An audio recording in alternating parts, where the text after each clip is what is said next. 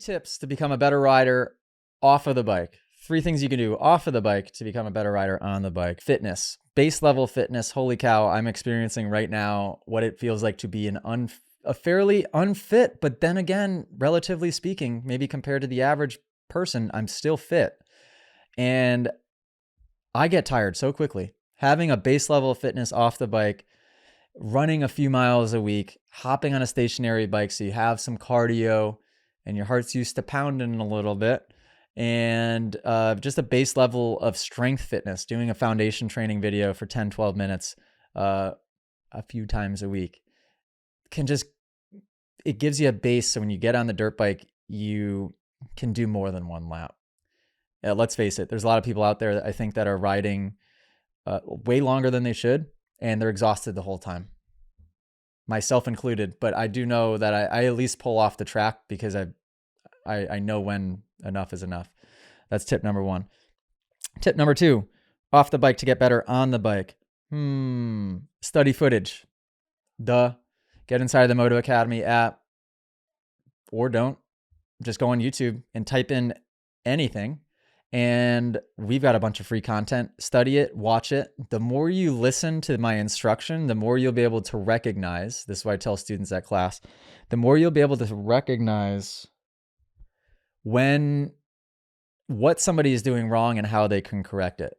Once you understand and can recognize that in others, you'll be able to recognize it in yourself in real time as you're out there on the bike. And that's kind of the evolution of your learning process.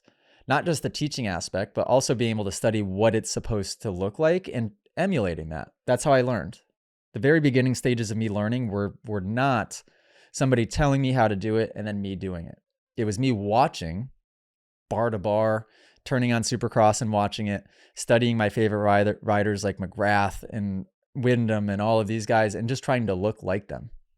And it's amazing how well, if you're really paying attention and being conscious about the movements you're making on the bike, it's amazing how well that works. Number 3, get smarter. I know that seems like a weird one, but work to evolve and grow off of the bike. Read.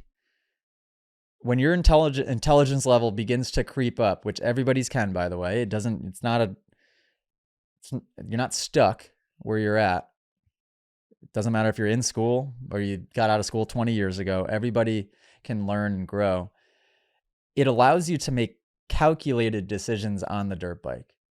That's the important word there, is calculated decisions. It might seem dangerous to other people, but there's a lot that I do. For example, going to Kalana Humphrey's house last week in California and riding a massive setup with big jumps. There was nothing overly dangerous about that for me because it was so calculated on my end. You have to be able to recognize where your skill level is at that time being, which jumps you should progress on, all of that. A lot of people aren't there yet mentally. I don't know if it's just because they're so hung up on, comparison to others. And so they don't think about what they should be focusing on. But the more I've learned about growth mindset versus fixed mindset, the more I've learned about ego, the more I've learned about just psychology in general. Not that that's what your learning has to be about, but it is quite helpful when it comes to dirt bike stuff. And it is quite helpful when it comes to my own riding. I can catch myself, even at Kalana's house, I felt myself getting nervous as I was putting my gear on. And in real time, I'm able to recognize that I'm having nervous thoughts, not try to stop them, but just recognize what they are, understand that I don't have to choose to be nervous right now. And I assessed my fear and I worked my way through it. I was like, okay, well, what am I actually nervous about? And there was a couple of key obstacles. And then in my head, I just worked my way through, okay, why am I nervous about that obstacle? The takeoff, the landing, whatever it was. And I'm able to work myself to the root cause of each of those fears and then make a educated decision on whether it makes sense for me to attempt the obstacle or not. And therefore just makes it completely logical and emotions aren't involved.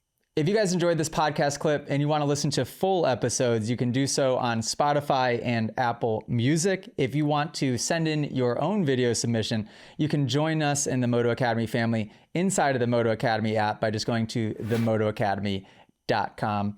That's also where you can sign up for a class. Okay, guys, see you next episode.